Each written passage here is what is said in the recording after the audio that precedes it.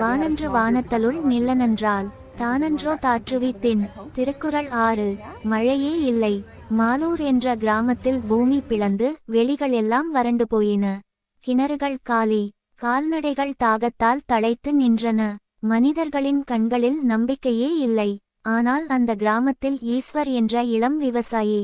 அவர் மட்டும் நம்பிக்கையை விடவில்லை. தன்னிடம் இருந்த கடைசி குடம் தண்ணீரையும் தாகத்தால் தவிக்கும் முதியவர்களுக்கும் கால்நடைகளுக்கும் பகிர்ந்தான்.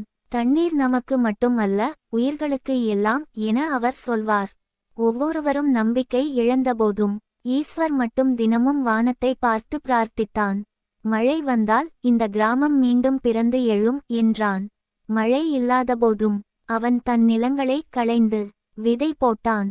மழை வரும்போது தயாராக இருக்க வேண்டும் என்று கூறி அவன் களைப்பின்றி உழைத்தான். ஒரு மாலை வானம் இருண்டது. காற்று எழுந்தது. மின்னல் ஒளிந்தது. கிராம மக்கள் ஆச்சரியத்தோடு வானத்தை நோக்கினர். அடுத்து நிகழ்ந்தது ஒரு அற்புதம். பெருமழை. மாதங்களுக்கு பின் வானம் தனது கருணையை காட்டியது. மழை பொழிகையில் குழந்தைகள் ஆடியது. விவசாயிகள் அழுதது. பெண்கள் நெஞ்சை குத்தி மகிழ்ந்தனர். சில நாட்களில் மாலூர் கிராமம் முழுவதும் பசுமையாய் மலர்ந்தது. விதைகள் முளைத்தன. நிலங்கள் குன்றாமல் விளைந்து தழைத்தன.